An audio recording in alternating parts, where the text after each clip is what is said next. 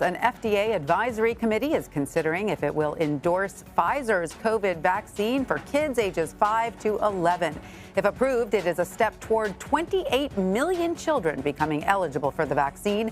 The CDC will still have to greenlight the shots. When that happens, the vaccine could be available in pediatric offices and some schools as early as next week.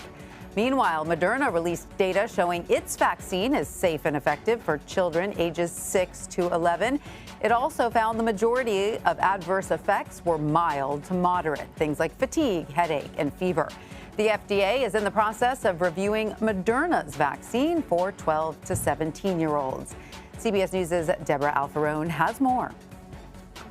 The FDA could vote to authorize the use of the Pfizer COVID vaccine for kids ages 5 to 11. The vaccine meets all safety data expectations and meets immunobridging criteria, and that 90.7% efficacy was observed. About 28 million children could be eligible for the two-shot lower dose vaccine. The CDC still has to vote on it as well, and final approval could come as early as next week. FDA officials say the need for vaccinations for children is clear, as about 9% of all COVID cases involve kids in the 5 to 11 age group. And there have also been close to 100 deaths, making it one of the top 10 causes of death in this age range during this time. And the CDC says COVID infections are impacting learning as well. In this school year to date, more than 2,000 schools had unplanned closures, impacting more than 1 million students.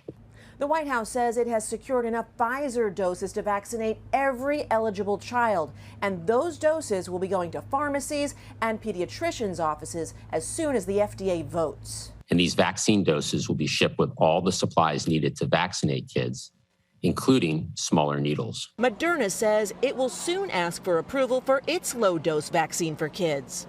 Moderna says its vaccine is safe and effective for kids 6 to 11. The study of more than 4,700 kids shows the vaccine creates a strong immune response. The majority of adverse effects were mild to moderate, like fatigue, headache, and fever. Deborah Alfarone, CBS News, the White House.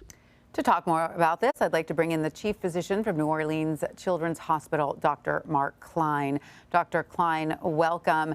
So there are still parents who are hesitant about coronavirus vaccines. What key things should they be discussing with their children's doctors? Well, thanks for having me, Tanya.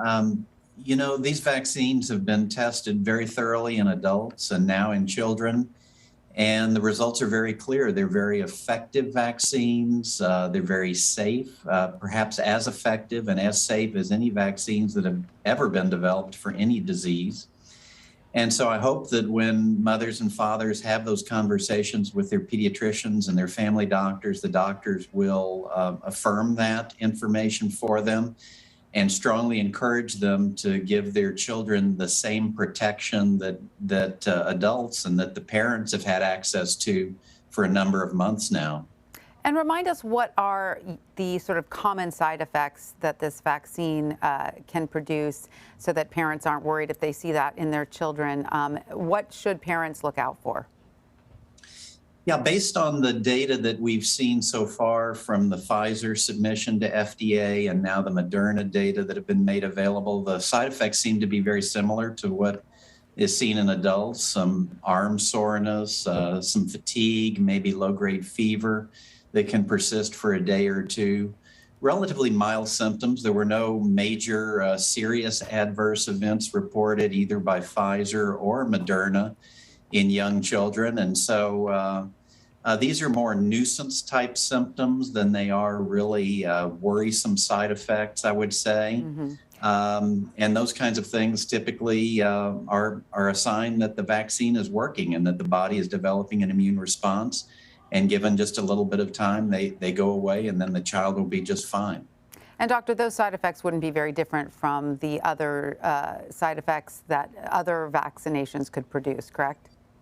That's absolutely true. We expect to see side effects with just about any vaccine. No vaccine is 100% effective and no vaccine is 100% free of side effects. So these COVID vaccines are exactly the same, probably on the side effect profile.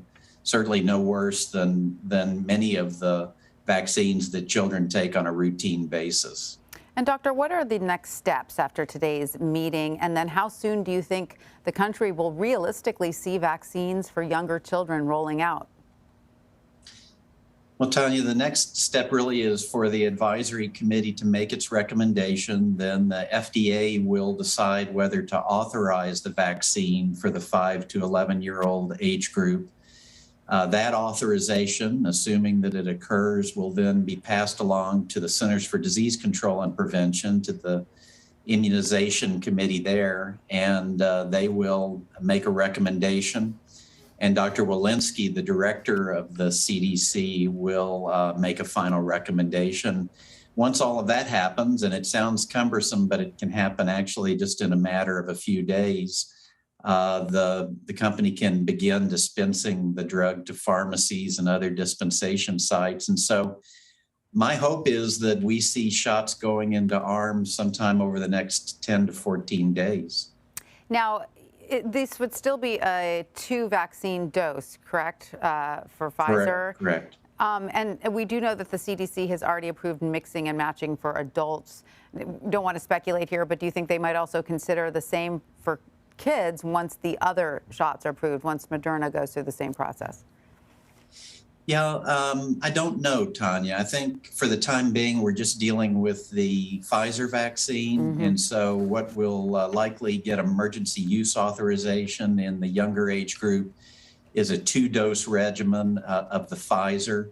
I'm not sure what the recommendation will be when FDA and CDC give their approval to the Moderna vaccine for young children. But for the time being, there would not be really a mix and match option for young children. Right. Well, Dr. Mark Kline, thank you so much for joining us. We really appreciate your insight. Thanks for having me.